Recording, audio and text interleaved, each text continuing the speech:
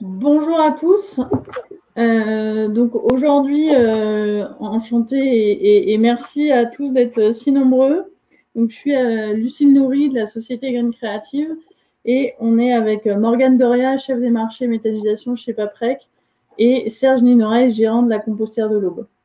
L'idée aujourd'hui de vous présenter ce webinaire, c'est de vous proposer une étude de cas, même 2 études de cas finalement, avec 2 acteurs très différents sur le déconditionnement vertueux des biodéchets et comment c'est possible,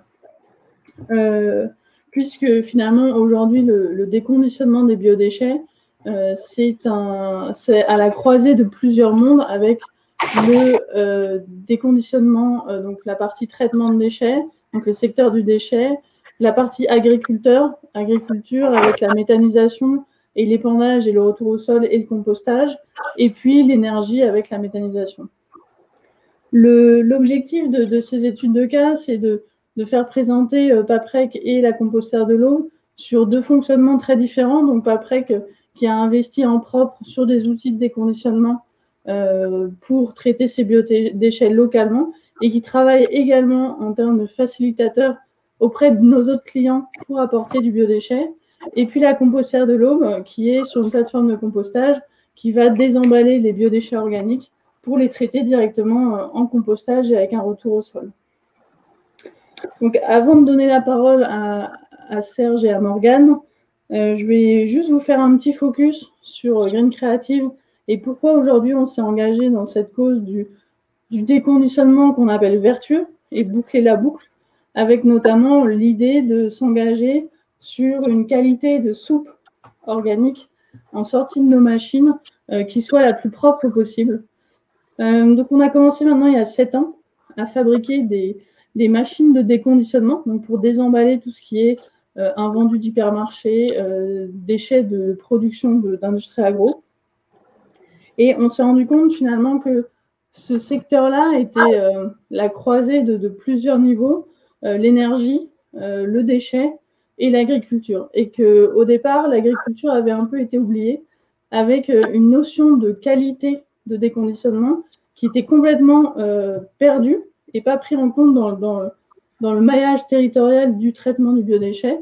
Et on a vraiment voulu donner de la place à ces acteurs en mettant en place une machine qui permette de déconditionner proprement avec le moins d'inertes, donc le moins de contaminants possible dans la soupe, ce qui permet aux acteurs du marché et surtout de l'agriculture de pouvoir ensuite épandre dans les champs après compostage ou après méthanisation, puisque finalement la méthanisation, ça crée l'énergie, mais vous avez quasiment 80% de l'entrant qui finit en digestat et donc qui sera épandu sur les champs. Donc ça, pour nous, c'est clé, ce sujet de la qualité. Et on pense que chaque acteur de la chaîne est clé. C'est pour ça qu'aujourd'hui, on voulait faire parler 2 acteurs importants de cette chaîne-là pour qu'ils donnent aussi leur point de vue et leur regard sur ce marché et quelle est l'importance de cette collaboration entre l'agriculture, l'urbain et l'énergie pour que ça fonctionne. Donc, Morgane, je te propose de présenter un petit peu pourquoi Paprec a voulu se lancer dans les biodéchets et finalement quelle nouvelle expertise Paprec a eu besoin de développer pour aller sur ce secteur-là il y a quelques années. Oui, merci Lucille. Bonjour à tous. Alors Paprec, pour ceux qui ne connaissent pas, on est donc une grosse entreprise de recyclage de déchets en général. Et c'est vrai que c'est cette vision de recycleur qu'on a aussi appliquée sur les biodéchets. Et par rapport aux déchets qu'on connaît tous, hein, donc ceux de la poubelle jaune et qu'on sait recycler, ben, c'est vrai que les biodéchets, c'est quelque chose de très différent parce que c'est pas propre et sec, c'est plutôt, entre guillemets, humide et sale. Mais pour autant, ça fait partie de ces déchets dont on a une grande quantité, à la fois chez les industriels et chez les ménages, et que si on les laisse en mélange, on les valorise mal. Alors que si on sait les trier, on peut les valoriser pour un retour au sol. Et ce qui était intéressant pour nous, et c'est vrai que cette vision, nous, on l'a, comme tu le disais, elle n'était pas forcément évidente au départ, mais elle a toujours été très prégnante chez Paprec, c'est de se dire que notre métier à nous, c'est de prendre des déchets et de les retransformer en ressources. Mais ça ne devient des ressources que si, à la fin, ça correspond à une qualité dont ont besoin les utilisateurs de cette ressource. Et donc, effectivement, sur la partie biodéchets, ça a été ça, notre ligne de conduite. Ça a été de se dire comment est-ce qu'on fait pour que ces matières, on arrive effectivement à les sortir, entre guillemets, des poubelles de façon propre et à ce qu'on puisse les transformer en une matière secondaire, qui est donc le compost ou le digestat, qui puisse être utilisé comme fertilisant par les agriculteurs.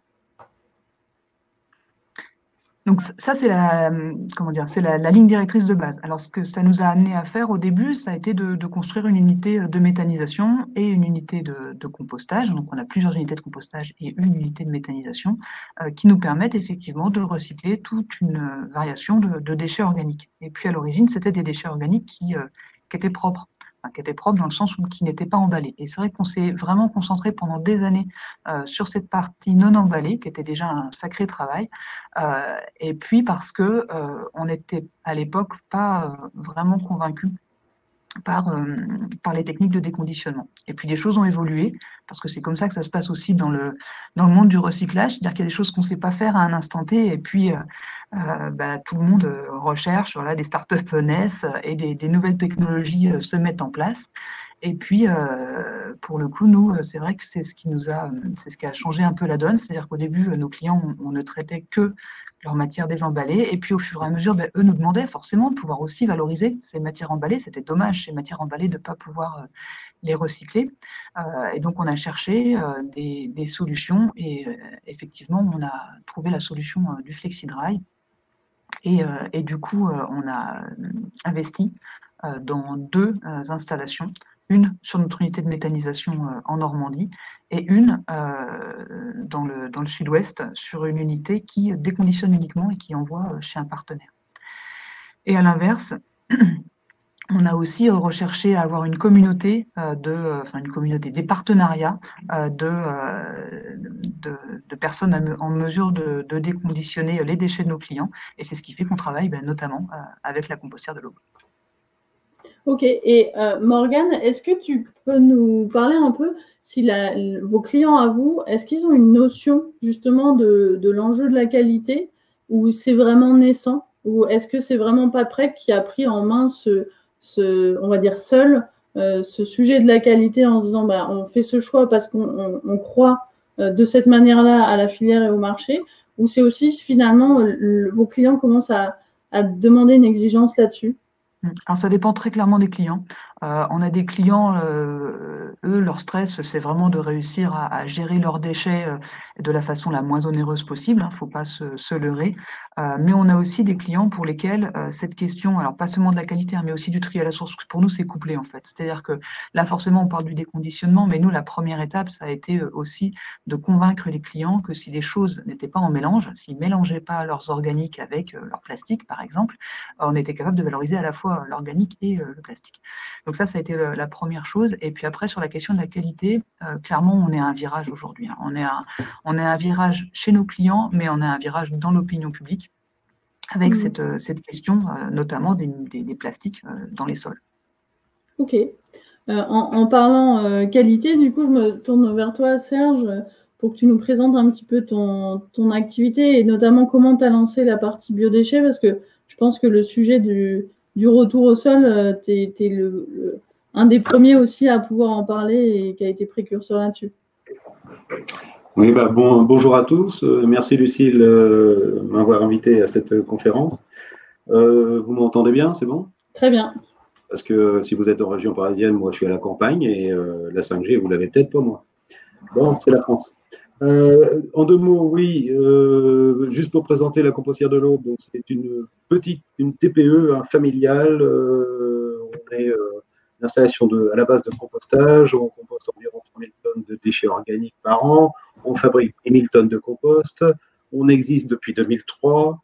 On a l'agrément sanitaire pour traiter les biodéchets et notamment tout ce qui est sous-produits animaux depuis 2014. Et donc, c'est vrai que nous, le déconditionnement de déchets emballés, de déchets alimentaires, c'est quelque chose qui est dans nos gènes depuis 5-6 ans maintenant. On commençait déjà avant la FlexiDry. On a eu une des premières versions, la V0 de FlexiDry en 2015.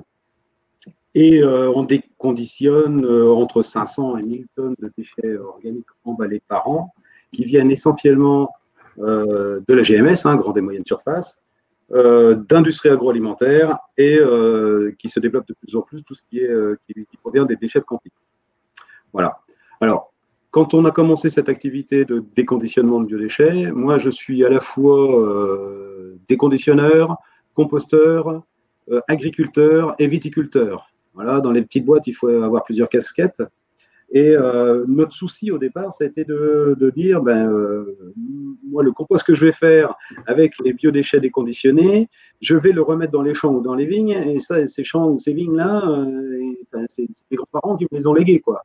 Donc, je ne vais pas m'amuser entre guillemets, à pourrir les champs de ma famille, quoi. Donc, on a cherché, on a été visiter plusieurs installations, plusieurs matériels, etc. Et quand Lucille et Rémi nous ont présenté leur technologie, je me rappelle les essais qu'on a fait à l'époque, pour nous, à l'époque, c'était la meilleure technologie qui existait, qui permettait d'avoir le moins d'impuretés, le moins de plastique dans la soupe. Moi, j'aime mieux avoir, et ça fait 6 ans que je déconditionne, je vous l'ai dit, j'aime mieux avoir plus d'organique dans mes emballages, dans mes déchets d'emballage, que d'avoir des plastiques tout propres, etc. Parce que si les plastiques sont tout propres, en sortie de la machine, ça veut dire qu'il y a des plastiques qui sont passés dans la soupe. Voilà. Bon, voilà en deux mots les explications. Je te repasse, Serge, là-dessus, j'en profite, il y a une question qui est posée par quelqu'un qui demande est-ce que vous avez l'assurance après le déconditionnement qu'il y a 0 impureté pour le retour au sol? Alors, je peux répondre assez facilement. Le zéro il n'existe pas. C'est pas possible. Le zéro, il n'existe pas. Il y en a toujours. Maintenant, je conseille à cette personne un test tout simple. Lucille le connaît. C'est de prendre le petit tamis du maçon, vous savez, le petit tamis, la maille très très fine, et de passer la soupe à l'intérieur, la soupe qui sort de n'importe quelle machine de déconditionnement, de passer la soupe à l'intérieur, de passer ça sous un filet d'eau, et puis après de regarder ce qui reste dans le petit tamis. Un petit tamis, vous prenez une maille de 4 mm, et puis vous allez pouvoir comparer les différentes choses. Je trouve que ça, visuellement, de toute façon, c'est mieux que n'importe quel test normé, ce que vous voulez. Et ça ne coûte pas cher en analyse.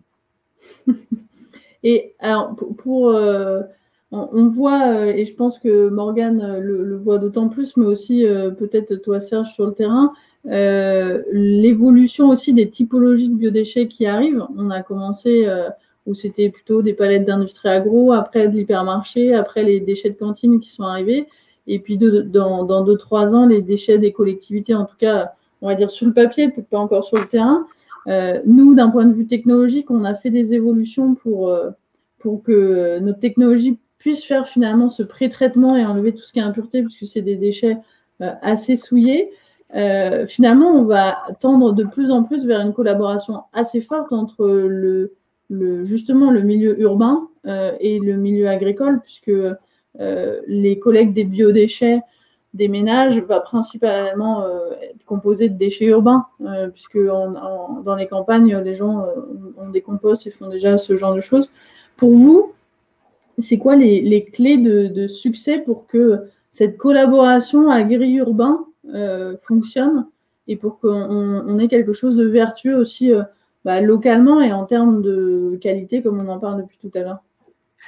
Ouais, pour moi, c'est clair, c'est qu'il faut que les gens sachent en fait ce qu'ils font. Et on voit que les gens sont très intéressés. On l'a vu sur le recyclage où on a fait des circuits de visite de toutes nos installations de recyclage pour que les gens comprennent quel était l'intérêt du geste de tri. Notamment pour les urbains, c'est ça aussi qui est important pour la partie recyclage organique, c'est qu'effectivement, ils voient c'est quoi à la fin le compost qu'on fait, ils voient à quoi ressemblent nos installations, et c'est comme ça qu'ils comprennent en quoi parfois leurs erreurs de tri vont être gênantes. Et puis, ça donne du sens, ça donne vraiment du sens à ce geste que de comprendre que stocker le carbone dans les champs et ramener le carbone dans les champs, c'est vraiment essentiel. Et pour toi, Serge? Tout à fait d'accord avec ce qu'elle dit. L'information, la communication, c'est la source, c'est la clé de tout. Il ne reste plus qu'une seconde. Alors, on a une question sur notamment toujours la qualité. Quels exemples de déconditionnement non vertueux 0,14% dans la matière sèche pour votre solution, quel pourcentage pour les déconditionnements moins vertueux? Alors, moi, j'ai des réponses. Est-ce que vous en avez pour que ça soit plus neutre? Alors, en termes de pourcentage, c'est toujours compliqué, mais des non vertueux, vous en avez même des dramatiques, entre guillemets, quoi. Après, il faut aussi savoir que tout cela ont été faits à des époques différentes. Hein. C'est pas, il ne s'agit pas d'opposer les technologies, il s'agit de regarder à un instant T ce qui est intéressant ou pas. Enfin, moi, en tout cas, je ne critique pas ce qu'ont pu faire les pionniers avant, mais clairement, aujourd'hui, c'est vrai que ce n'est pas le niveau que nous, on attend. Oui, clairement. Question pour la... Oui, pardon, vas-y, Serge. Je ne peux pas trop répondre parce que j'ai une FlexiDry depuis 5 ans maintenant et j'ai la dernière version. Donc, je suis comme toi, je ne peux pas être impartial. Ok. Et alors, la dernière version, qu'est-ce que tu en penses? Ah bah, c'est comme si tu roules comme tu as le choix pour rouler vite entre une 2 chevaux et une Rolls, quoi. Ok, ça marche. Il y a une question pour toi, Serge. Quelle est la zone de collecte de vos déchets de GMS, plus ou moins de 50 km? Pour savoir, je pense, si la collecte est locale ou finalement, il faut aller chercher les gisements assez loin. Non, 50, c'est déjà pas mal. Une caisse palette, ça fait 200 kilos, ça voyage pas si bien que ça, quoi. 50 km, c'est déjà bien. Ok, je vois qu'on a dépassé d'1 minute. Je vais quand même prendre les dernières questions. Justement, sur la partie erreur de tri qu'on a un peu évoquée sur la qualité par vos clients à vous, la question, pouvez-vous nous parler des problématiques rencontrées par les erreurs de tri? Cela entraîne-t-il des pannes régulières? Alors, moi, je peux répondre parce que les mains dedans, je les ai tous les jours. Je suis un mec de terrain. Pour moi, hein, mais ça n'engage que moi, il faut retrier ce qui vient, enfin, passer directement, on n'est pas à l'abri de la palette, de la barre de ferraille. Voilà, si on veut retirer le verre, pour l'instant, à part le tri manuel, je ne vois pas d'autre solution. Okay. J'abonde, ça dépend de ce qu'on appelle erreur de tri. Hein. Si c'est des grosses erreurs comme une barre de fer, voilà, il faut vraiment l'enlever avant de le passer dans le déconditionneur. Si on appelle erreur de tri le fait qu'on a demandé à un ménage de ne pas mettre d'emballage et que finalement il a mis sa boîte de camembert, ça, c'est vraiment pas grave. Alors, il y a une question sur la partie FlexiDry, sur quels investissements il y a pour le FlexiDry. Alors, c'est assez simple d'un point de vue purement produit machine. Donc, le FlexiDry, il est à 240 000 €. Et après, notre valeur ajoutée aussi en termes de société de produits, c'est qu'on vient proposer une chaîne globale qui va s'adapter à comment vous allez collecter, comment vous allez travailler autour du biodéchet. Et donc là, ça va être des budgets qui vont rajouter tout ce qui est périphérique annexe, donc trémie, pompe, convoyeur. Donc, ça dépendra beaucoup de vos projets et aussi de vos tonnages et comment vous voulez travailler. Donc ça, c'est un sujet où il faut plus rentrer dans le détail. Il y a une question. Alors, Morgane, je ne sais pas si tu souhaites y répondre. Oui, j'ai vu. Je pense qu'il faut que tu mets nos adresses derrière. Dans le sud-ouest, c'est à Brive-la-Gaillarde, notre installation. Et sur les technologies qui se dégagent, pareil, voilà, moi, clairement, notre choix, il s'est porté sur le flexi, non seulement sur nos investissements, mais aussi sur nos partenariats. C'est-à-dire qu'on privilégie des partenariats sur des installations FlexiDry parce qu'on est sûr de la qualité. Ça ne veut pas dire qu'il n'en existe pas d'autres. Je ne voudrais certainement pas faire un procès d'intention à toutes les technologies que je ne connais pas. Mais par contre, c'est vrai que voilà, nous, on a vraiment fait le choix de cette technique pour la qualité de la soupe. Enfin, comme Serge l'a dit tout à l'heure. On préfère avoir ce qu'on recycle, c'est la soupe. Donc, c'est important d'être propre, c'est la soupe. Ok. Alors, je vois qu'on a dépassé quasiment de 5 minutes. Et je propose qu'on conclue sur la dernière question, sur peut-être qu'est-ce qu'il faut bien penser en termes d'exploitation. Peut-être les points clés pour réussir la mise en place d'un déconditionneur. Serge ou Morgane, est-ce qu'il y a un de vous qui veut dire 2-3 mots là-dessus? Moi, si je prends la parole, la machine, c'est une chose, la technologie, c'est une autre. Après, il y a toute une chaîne logistique derrière. C'est-à-dire, il faut un bâtiment, il faut évidemment réglementaire, l'agrément sanitaire, etc., etc. Ce que je veux dire, c'est que c'est un ensemble. Le déconditionnement, la machine en elle-même, c'est une chose. Mais après, il y a l'entrée, il y a la sortie. faut réfléchir à l'ensemble de la filière. Voilà. Ok, super. Bon, bah, très bien. Eh ben, je vous remercie à tous les deux. Merci à tous également de nous avoir suivis. Pour information, avec Serge et la Compostière de l'Aube, on a créé une petite visite virtuelle. Donc, si vous voulez aller plus loin, parce qu'il y a beaucoup de questions plus précises par rapport à vos projets, n'hésitez pas à prendre contact avec nous. Et on pourra faire des visites virtuelles en ces temps de Covid pour que vous puissiez aller voir de vos propres yeux virtuels la qualité de la soupe et les contraintes d'exploitation. Je vous remercie et puis à bientôt. À bientôt. Merci à tous et bientôt.